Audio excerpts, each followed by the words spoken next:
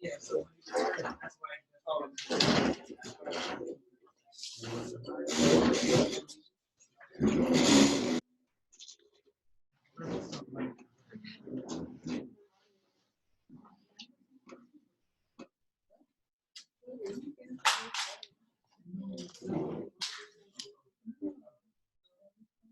Are we good? yeah.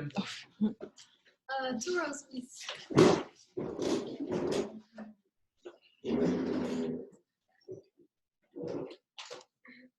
You guys make room for Ramon. Closer, closer. Just up to the chair. That's even better.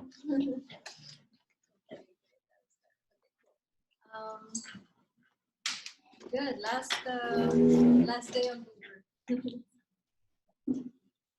Yeah, this one, I was listening to your conversation. So as I was listening, I was thinking, here's what I could say. So what I'm gonna do is do a kind of overview what he's trying to do, especially with regards to the concept of God, because this is where most of you stumbled, right? In fact, one of the things I heard, which I think is interesting, is that one of you was disappointed because, he was being so philosophical, and now all of a sudden, like, it's like a regression. He goes back to his old religious tradition. He can't help himself. Here he is now talking about God, right? He's ruining everything, right? So some of you were disappointed, right? So I want to talk about that, how he's talking about God, because this is really, if you cannot understand how he's doing it, you will see how, in fact, he's moving away from religion here and actually doing philosophy, right? Let's all remember that philosophy explores every object in the world, right? Phenomenology, especially, right? Phenomenology, if you recall, is a reflection on what is and how what we encounter, how does it reveal itself to us, right? This is phenomenology. So phenomenology is exploring every single aspect of reality and asking itself, how do I come to know this, right? How did this appear to me? How did this reveal itself to me? So, of course, phenomenology is going to talk about the world of objects, the world of subjects, but God is also an element of this world, at least conceptually, right? We talk about God. Some of us experience God. So the phenomenology is also interested in this phenomenon, right? So just because a philosopher talks about God doesn't mean, right, necessarily that he's regressing back into some old theological framework, right? Phenomenologists are exploring all aspects of reality, right, including aspects that are not necessarily concrete, right? They're interested in all aspects of the human experience, and in as much as some of us are experiencing God, they're interested. What does that mean? How does God reveal himself? What is this thing, right? So, okay, so make sure you write this down, right? Just because he's talking about God doesn't mean he's doing religion. You can talk about God philosophically, right? Philosophy, there are no objects, right, that are, in other words, philosophy is not limited in the scope of its objects. Philosophy is not like science, which is stuck, right? Science has to study the material realm, right? Philosophy is interested in all objects. Right? Whether they are concrete or not, it's interested in the human experience. If some of us experience God, philosophy is going to be interested, right? So that's the first thing I wanted to say. Now, second thing is how he talks about God. And here I want to make the case that he's talking about God here philosophically, and he's actually moving away from religion in the way he talks about God. So, and in fact, a similar argument is made by Karl Jaspers, who is around the same time. Jaspers, Jaspers. He's another very famous German philosopher who was also philosophizing at the time of Buber, same climate, same philosophical climate, also kicked out of the university when Hitler came to power, or I think he withdrew himself. He wasn't a Jew, but he was married to a Jew, right? So he also had some issues with the Nazi regime and so forth. But Jasper says something really interesting about religion. Says religion is actually doing a disservice to God because it makes God into an object. Always trying to define who God is, always knows who God is, worse, right? If you talk to any religious person, they know, right? They will tell you who God is and what God wants from you and what you need to do right now, like this, like that, right? So religious people in the way so Jaspers is a little bit critical of this approach, which you know goes around saying, oh yeah, this is who God is, this is what He wants, this is, and you know they know the gender of God, they know they know everything, right? What God is asking of us, especially of you, right? They know who God is, the attributes of God. So Jaspers is saying this is suspicious. This, you know, they know way too much, and they, you know, so he's saying, you know, can we really approach God in that way? In a way that knows, right? Is this still God? Levinas is going to make the same point, right? If we know God or think we know God, we are already way out of the trajectory needed to approach God, right? Anybody who is a little bit too sure of themselves, I know God is what God, you know, needs you to do, this, you sinner, you repent, right? Already off. Right? Because God is a different type of, God is not an object that we can know. We know this, we're going to see more of this in a second, right? God is not an object we can know or understand. It's a you, right? Okay, so so Buber is actually going to make the same move. He's going to move away from God as an it, that we can, and he's going to go even further, right? This is interesting with Buber. You can understand him in two layers. You can understand him as saying God is a you, and that's one way to do it, and that would be a religious approach, right? Personal relationship, who is God, He's a you, okay, how do I encounter this you? That's a whole way to do it, but today I'm not going, well, we can look at this a little bit later, but what I want to look at is that God is not neither an it, neither a you, He's between the I, you. That's what we're going to learn. Very different, right? So this is not a religious approach where God is a person that you can encounter. God is completely, so I'm going to go in that direction because you can see both in Buber. It's kind of there are several layers to his thinking, right? So I'm gonna look at that second layer first. That God is neither a you, neither an it, neither an I, right? He is between the I, you. He is happening at the moment of the I, you. God is revealed. So we're gonna talk about that. Okay. So, but first of all, let me go back, right? So first of all, we're moving away from religion. Number one, because we're not going to see God as an it, right? And number two, we're going to move away from religion because Buber is not going to take God for granted like God exists. He's going to ask himself, how does God appear to us? That's all, right? How do we come into the presence of God? Some of us, or maybe all, without knowing or knowing, right? So he's asking here a philosophical question. He's asking, how do we come into the presence of this object? How did this object appear, right? So he's not saying God exists and therefore you should, and God is X, Y, and Z, and now you need to do this, right? This is religion.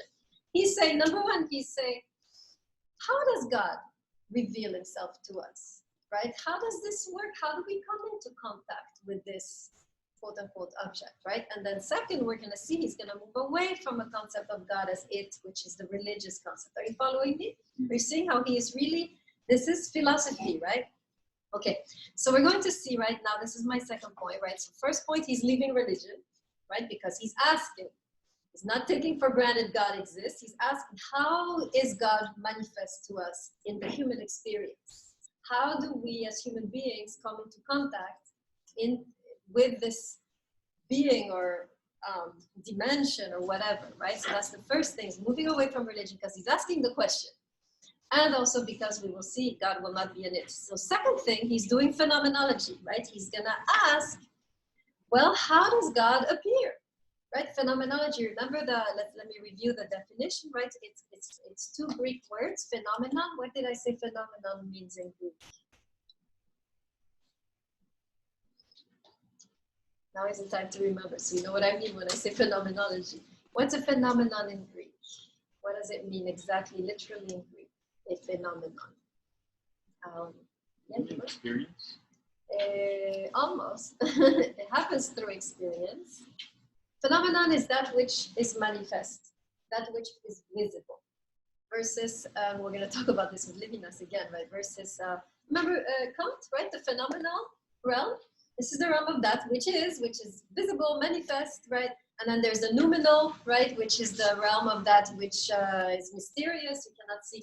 So when we talk about phenomenology, it is so it's phenomenon, that which reveals itself, and then logy is from logos, discourse, right? So reflection, thought on how things reveal themselves, right? That's what I mean by phenomenology. So when he's talking about God here, you will see he's doing phenomenology. He's asking, how is God revealed to us as human beings? Just like someone would ask, how does an object is revealed to us? Remember Kant? Well, you don't know. Kant in his other work that we didn't study, The Critique of Pure Reason, whole book like this talks about how this object appears in my field of vision, right? And I'll give you a summary, right? First of all, I am hit by sense impressions, right? I can touch, it's hard. I can see it's gray. I can see that it's, I can hear, right? So the sense impressions, and then with my mind, I determine what it is, right? I'm like, oh, this must be, I identify it as a bottle, right? Water bottle. So this is how these things reveal themselves to us, objects. So now Buber is saying, well, what about the object God? How does that reveal itself to us? So that's what he's doing. And what we're going to see is that according to Buber, God is not so much a personal God. I mean, on the level of where I'm interpreting. You can also take Buber as saying God is a personal God, but I'm going to go in a different direction.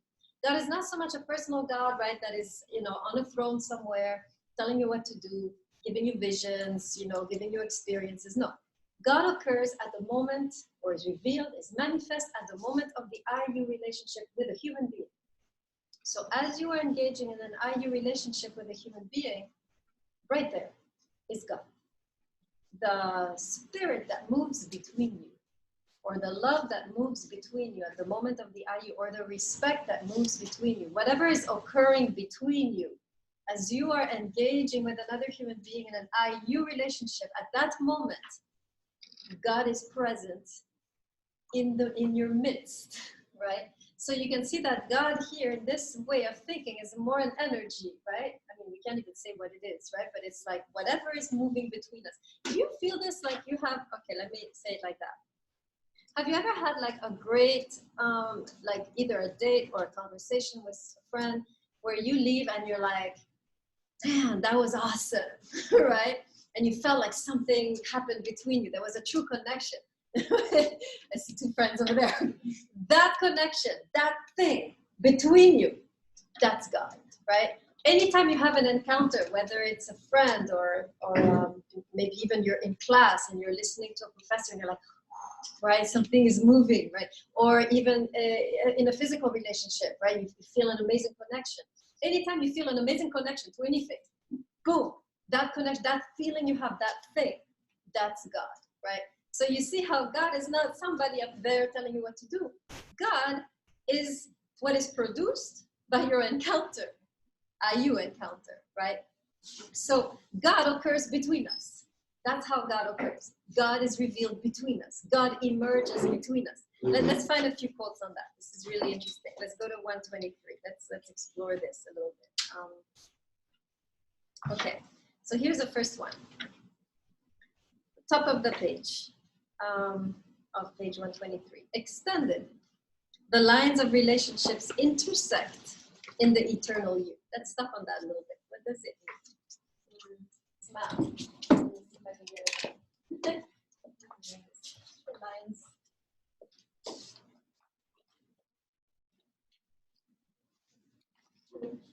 I'm not gonna get this. I'm trying to see what he's saying, right? So here's the I-you. So extended, they intersect. So you're meeting, right? You're drawing nearer to each other. The nearer you draw to each other, the nearer you get to this point of intersection. At that moment, God. You see what I mean? So God is at the moment where you meet, where you are intimate, close, where you have a connection, right? We start out always like this. I'm here, you're here, right? We're talking, we're trying to like get to know each other. The more we talk, the more we know each other, the more we respect each other, the more we, right, do the things that he talks about with the I-you, right? The more we come closer to each other, right? At the moment when we have this intimate connection, this amazing connection, boom, this is where God resides, dwells. That is the dwelling place of God, right? It's very interesting. Dwelling place of God is not in the temples of the world. It's not even in your body, like Christianity talks about, right? It's in that point. In that point is where God is contained emerges. Did you follow? That's kind of what he's saying, right? So, okay, so that's, okay.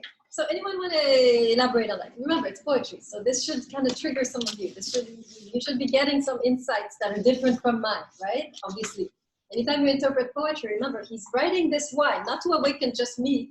He's not saying a general truth. He's trying to awaken each one differently. Each one of us should have been hit differently by this sentence and should have a different perspective on it. So let's hear some of you on this. How did you get this particular sentence? What did this particular sentence evoke to you? Because remember, it's pointless if I'm the only one who is going to be awakened here, right? I'm getting insights, right? I'm getting interpretations, but the point of this poetry is for each one of you to be awakened and to come up with something deeply personal, right? Actually, I kind of like this idea. Like you were just saying that it's showing that God in like, you know, synagogue or church, some place. It's only like with this intersection of like human interaction. It's like people always say like, oh, you know, someone who goes to church, you know, 24/7, like seems like a nice guy. All of a sudden he leaves and he's like horrible to people. And this is showing that like God's not really with him. You know, it's all just show.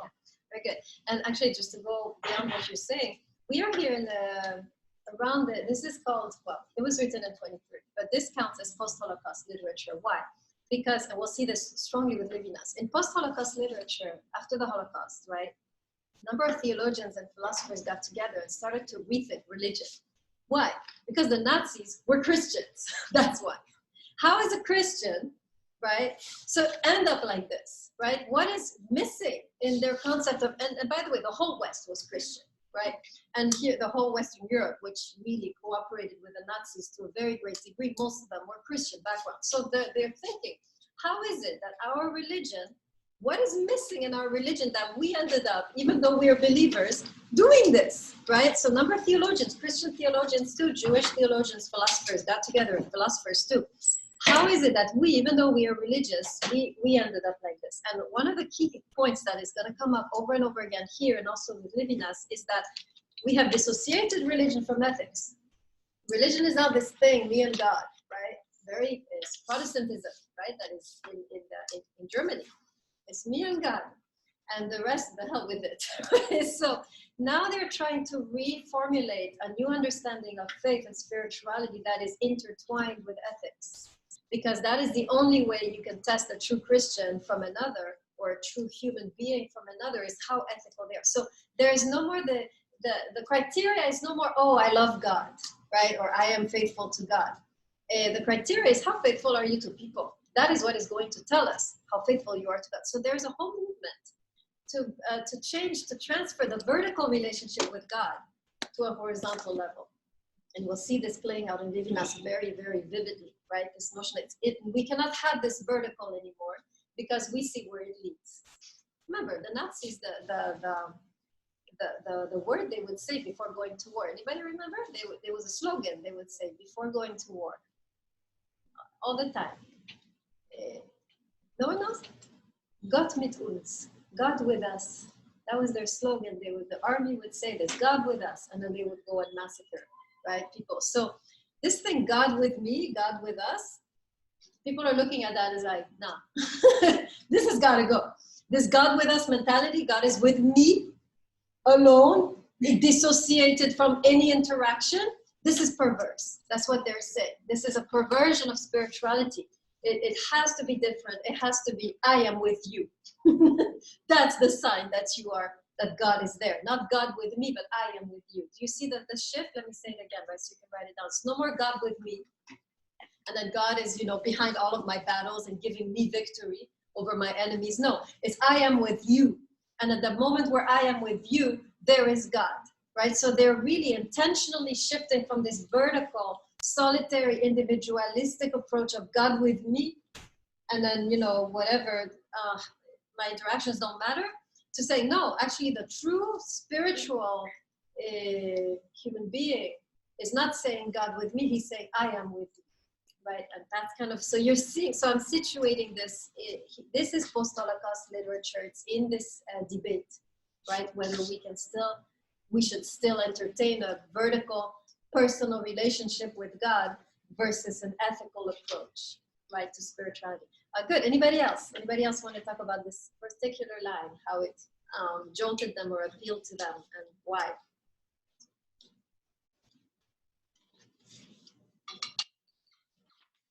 Okay. All right, let's take another passage. There's another one on 127.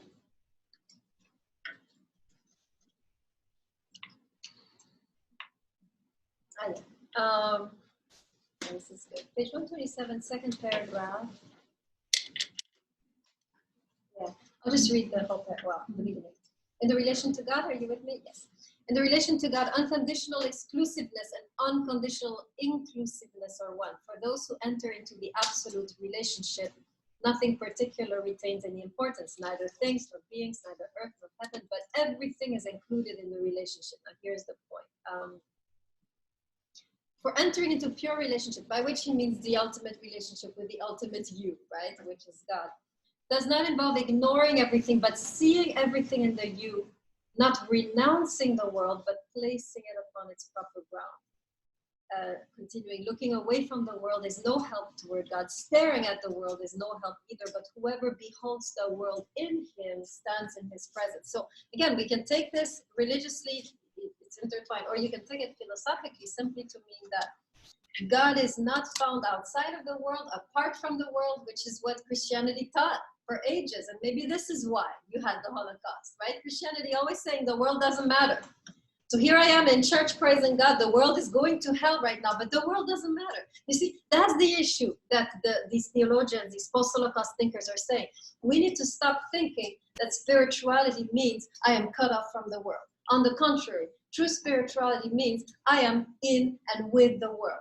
Right? Do you see how they're reversing everything? Right? This was the teachings of the church for centuries, starting with the teachings of Jesus, which have been grossly misunderstood throughout century after century, is like, we are not of the world. We are not even in the world, right? They're going beyond Jesus.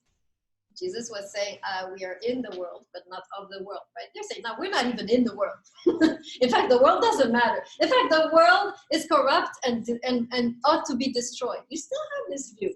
Right, in the kind of apocalyptic Christianity, talking about the destruction of the world and how wonderful it would be when everything is destroyed, right? So you had this mentality that my relationship with God must separate me from the world, and now these people are saying this is wrong because look at what happened next. Here you are then praising God in the church, praying. The world is burning, but because the world doesn't matter, you let it burn, and this is now bringing you in cooperation with the greatest evil of the world because you said nothing, right? So that's the issue. So again, saying, no, we need to turn to the world or behold the world in a certain way before we can encounter that. So this, again, right, this whole idea of we cannot be separated from the world anymore, right? Within the world, we find God. When we approach the world in the right way. It's not within the world as I'm grabbing everything in my passage, I find God. No. Within the world, as I am engaging in IU relationships, I find God, right? Here's another one. Okay, anybody want to add to this particular passage? Anything come to mind with regards to what we just read? I almost got scared off from this because of his frequent mention of God, but I really appreciated the way he shifted from that he didn't use God as an explanation like sometimes theologians do. Like you were saying, he basically said that by being a good person and treating everyone in this relationship, that's how you find God. So he used like ethics and morality and living in this world in the proper way to encounter God rather than like, oh, just like encounter God and then you'll be a good person. So I really like that shift. Right, because there's no God apart, at least as I'm interpreting it, right? God is found not out there floating like I'm sitting on a throne telling you what to do, writing commandments. This is not happening for Buber, right? God is flowing between us, right? So, and it has to be that way. We have to sense the urgency of the shift. Why he's shifting? Because as long as God is on a throne telling us what to do, we're going to be over here, doing, taking care of other type of business than the world, right? And we're going to be separating from the world and we're going to be focusing on God, whereas we should be integrating the world and focusing on each other. That's the idea. So he's saying this type of religion, very vertical relationship with God, God telling you what to do, God telling you be separate, be holy, right? He's saying we need to move away from that because this way of thinking has become dangerous, right? Good. Awesome. So last quote related to this idea, 128.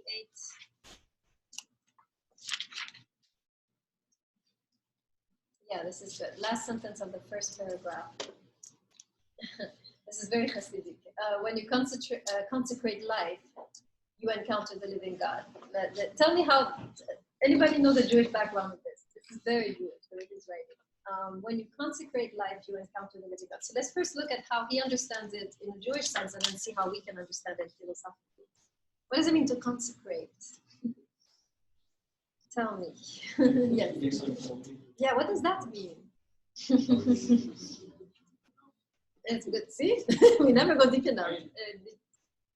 Mackenzie, Goldstein. What does it mean to separate, to make holy? Like I would, or like you like just designate something like holy service, and right there you're consecrating. You're like, oh, I'm going to use this. If I say I'm using this book to worship God, and now this book is like consecrated. Kind of like that idea. Okay, good. So, for example, in the Jewish tradition, what do we consecrate to? And how? Let's look at the rituals and why. What is consecrated every week? Wine. Friday night, yeah, right. So on Friday night, right, in the Jewish tradition, the wine and the bread is consecrated. How is it consecrated? What is done to the wine? What is done to the bread? You say blessings. Okay, blessing. What is the blessing? Can you translate? Like the actual one before you take the drink. Mm-hmm.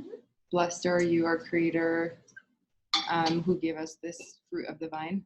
Okay, good. So you're situating the wine in what perspective? Where are you're taking the wine out of not just wine anymore. What is it? Based on the blessing.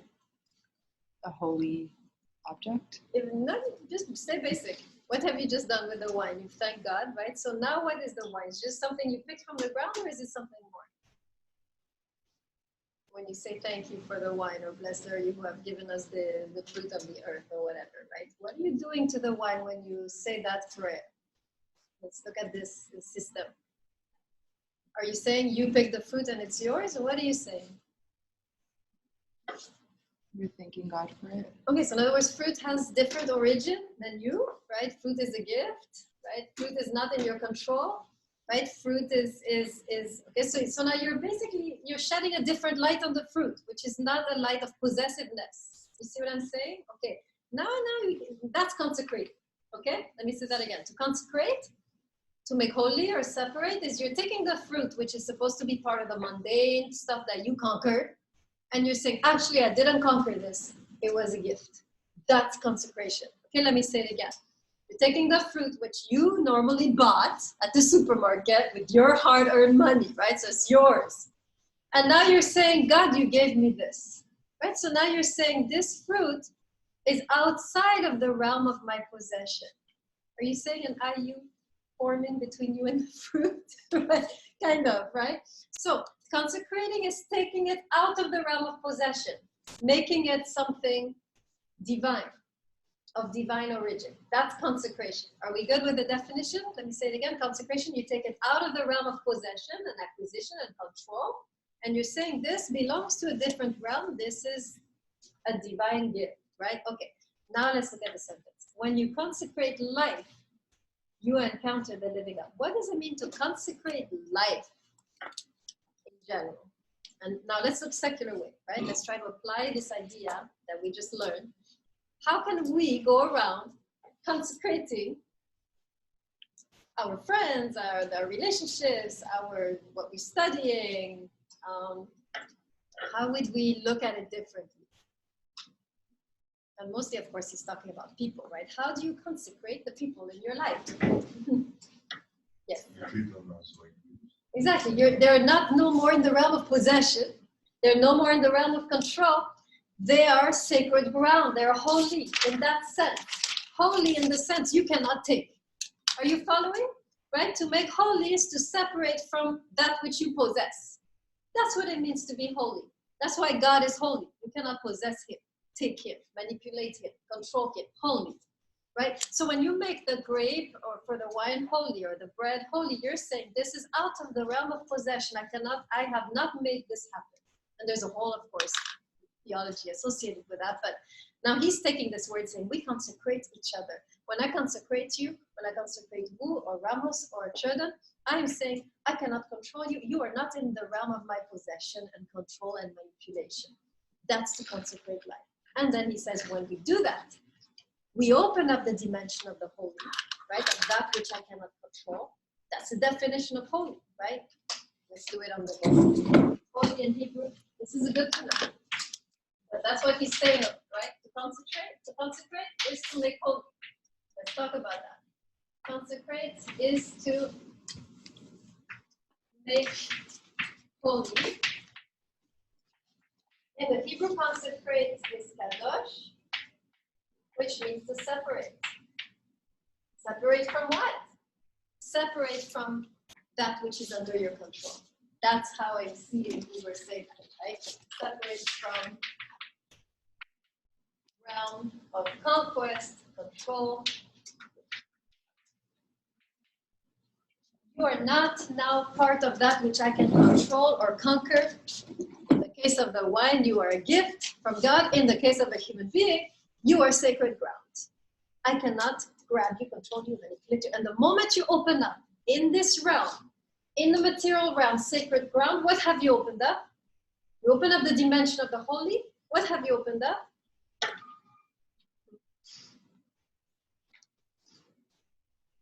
Who resides in the holy? God. God. It's only holy. True holy being. Right? That's what he means, right? As I'm creating this space, in my relationship with you, I am treating you like sacred ground. I am consecrating you, meaning I am making you sacred, meaning I am not possessing, manipulating, taking you. You are fenced in. You are impenetrable. You are inaccessible. I cannot walk there and touch you, right? At that moment, you have opened up in the dimension of reality, the dimension of God, the holy, the ultimate holiness. That's what he's saying when he says the Ayu reveals God. Are you following? That's what's going on. So so we are priests, right? In a way, because we are able to open up within the realm of the mundane, holy temples of Ayu relationships, right? We are able to create sacred space in the world by the way we encounter each other. There's no more need to build a cathedral. You can have a cathedral in the way you relate to your spouse, in the way you relate to your child, in the way even you relate to your pet, right? You can build a cathedral, a holy ground, holy space. And in this cathedral, in this holy ground, automatically the divine presence flows in, right?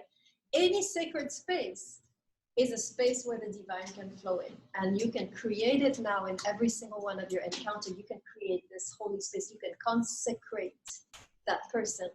I will not use you, abuse you, manipulate you. Sacred space, holiness, God. Are we good? It's crystal clear? So now hopefully you can see why God needs us. Are you seeing that now? Not God, right? Let's look at the passage where he says that and then we can comment it. Okay, God needs us. This was on page. I know some of you were looking for it in the group, 131.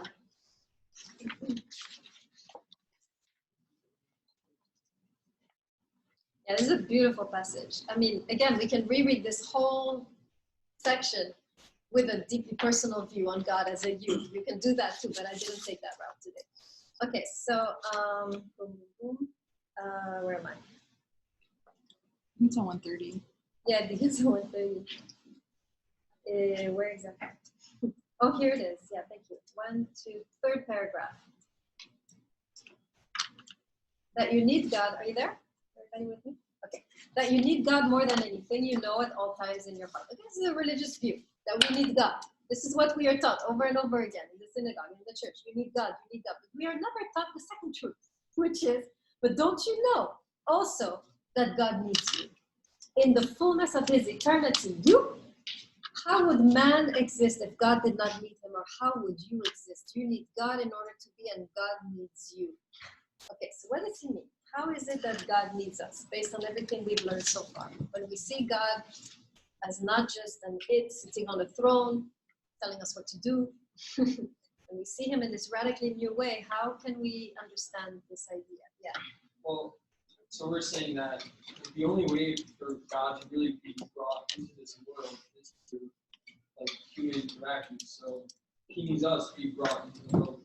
Exactly, right? This is basically saying, this is very profound, that if we don't engage in IU relationships, there will be no God in this world. Doesn't mean doesn't exist in another galaxy. Who knows what he's doing over there, right? But in this world, there will be no God. And this is why, again, when we study Levinas, we'll see this even more vividly, right? This is why we talk about during the Holocaust, there is the expression that Buber actually uses. He uses the expression, the eclipse of God. God is blacked out. Don't see him anymore. Maybe he's behind the scenes somewhere, but he's not visible. Why was God eclipsed during the Holocaust? No God. In fact, people experience this over and over again. They talk about the silence of God. They talk about the book of Job. They talk about the death of God, right? I think Elie Wiesel is making the case of the death of God, and I'll tell this story when we do Levinas. But this really, God really disappeared for a while from the world, at least the Western world. Why? Based on what we see now. Now we understand why God sometimes disappears from history.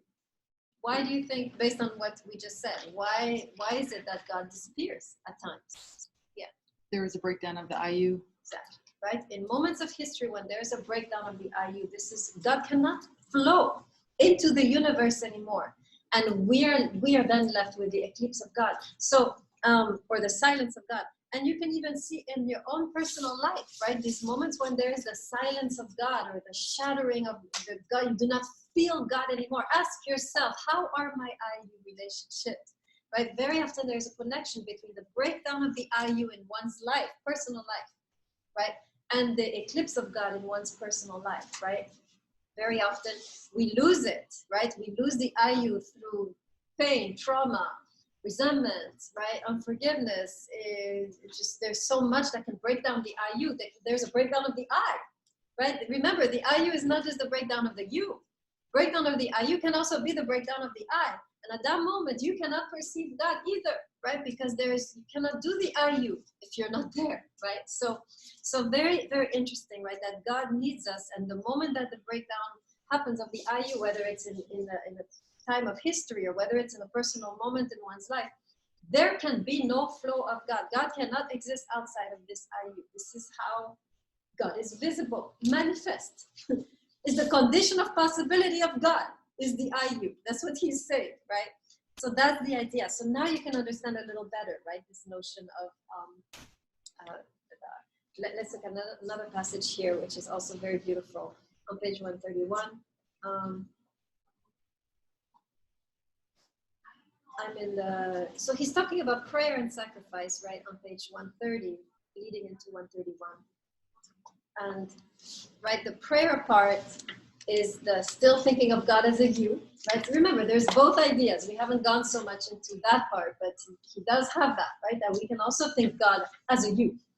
And we can say a few things about that at the end. But so that would be prayer. But then sacrifice, he says, is really another way to approach God. So let's look at what he means by sacrifice, right? And I'm using this text because Levinas is going to use the same word sacrifice also. The drawing from Buber, right? So, and those who sacrifice, fifth line from 131.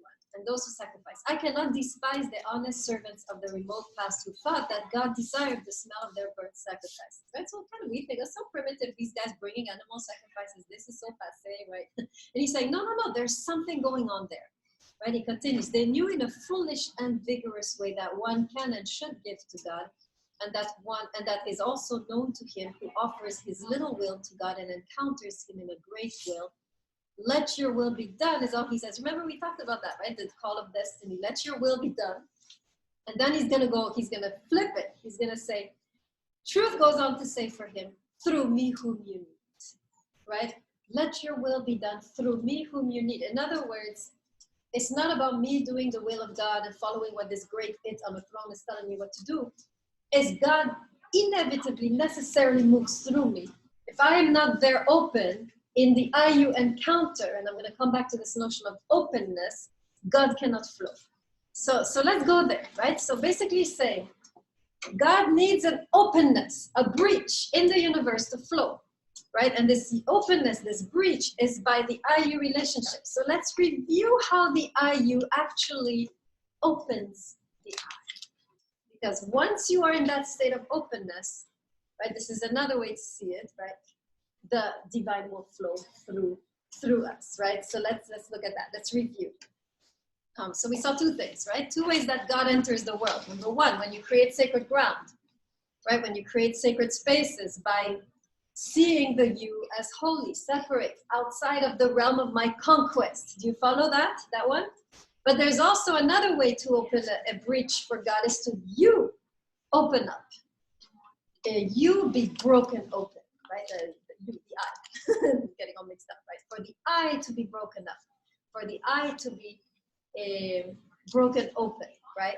So let's review, right? And we'll see very much how the IU, in as much as it breaks open the I, creates this breach through which the divine can flow.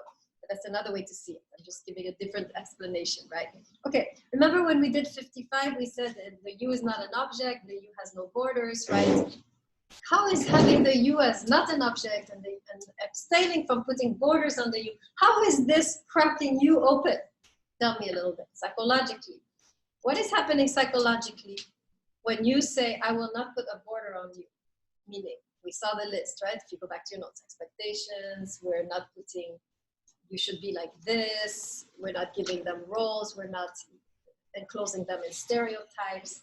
What happens to the I when the I abstains from putting a border on the you? What happens to you?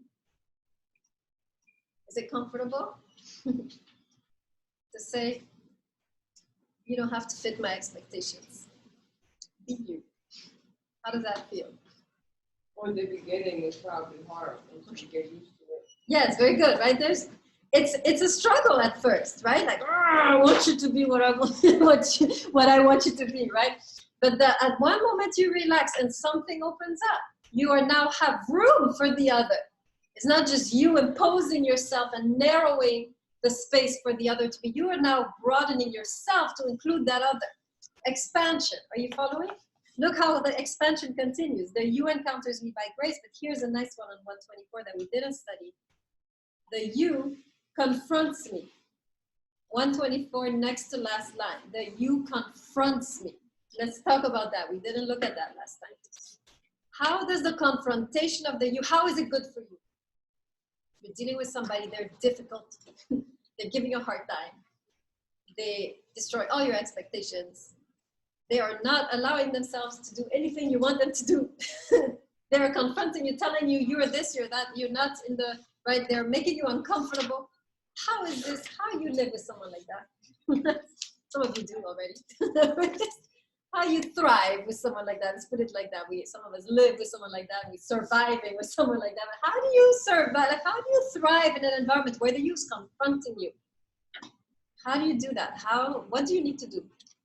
When you're in a difficult relationship, whether it's romantic or a child or a parent, what is needed for you to be able to thrive with this confrontation? In a non-philosophical way, but to take it less personally and realize that it's about them as a you and not you as an I. Okay, very good, right? You're releasing control, right?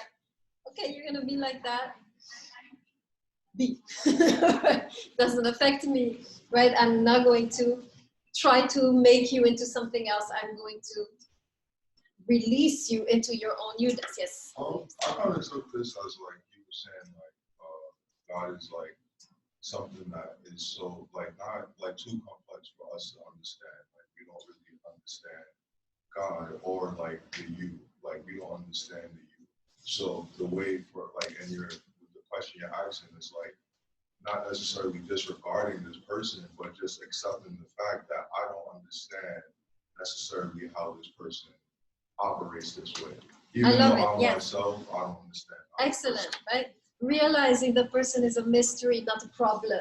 Are you seeing the difference? This is a Marseillaise dichotomy from Gabriel Marcel. Instead of seeing someone like a problem you need to fix and solve and control and manipulate, see them as a mystery that you need to revere and accept and embrace, right?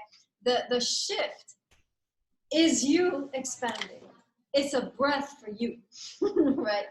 This is what he said. And as you are, right, relinquishing control, accepting the mystery, not trying to manipulate, not trying to control, accepting that it's a grace, it comes in its own time, you are expanding. At the moment you're expanding, you're becoming a vessel for the presence of God, right? So there's two ways you can open up this space for God, right? The divine space in the world, sacred space of the you, opening of the I, right? So that God then flows through this. And he talks about sacrifice. Why? What is sacrifice? We'll come back to this idea when we do Levinas. What is the essence of sacrifice? What are you doing when you're sacrificing? Let's look at the olden days. You would bring a valuable animal, not just any animal, a valuable animal you would sacrifice. What do you do? When you're bringing, how would you feel when you're sacrificing this valuable animals? It's one of the best ones in your herd, right? Had to be one of the best ones, and you're sacrificing it. How you feel? Knowing that your life depends on your herd, right? These were shepherds. So you have your herd and you're taking the best one and you're giving it up like that. How does that feel? What are you doing? Sacrifice this remote from this culture that nobody knows what to say. Yes. You're expanding the I. Okay, absolutely, right? In a way, you're constricting the I, but in doing so, you're expanding it. It's the paradox. It's painful. You're taking from yourself. Your life feels, right? It's like narrow. But at the same time, in doing so, you're actually expanding yourself, right? So this is what, and we'll see it more clearly with Levinas, this is what he's talking about. The I, you feels like a constriction. It feels like you're losing, but actually you're gaining, right? The I, you always feels like you're losing control, losing a ground, losing the ability to manipulate or influence. But as you're losing that, you're gaining in breadth and in space and expansion, where you are now being hospitable rather than manipulative. Are you seeing the difference, right? You're able to expand where you can embrace the other as a mystery, rather than stay narrow and try to make the other narrow like you. Let me say that again, right? Rather than being here, you, trying to squeeze the other into you, right? Making their life narrow, you are expanding now so you can welcome that person in their mystery. Are you seeing the difference? And that's, when you do that, when you expand yourself in that way, when you sacrifice, quote unquote, yourself in that way, God is present. And we'll talk about that even more deeply with Levinas, right? So this is, hopefully you're seeing, there's one more in 126 that I wanted to add.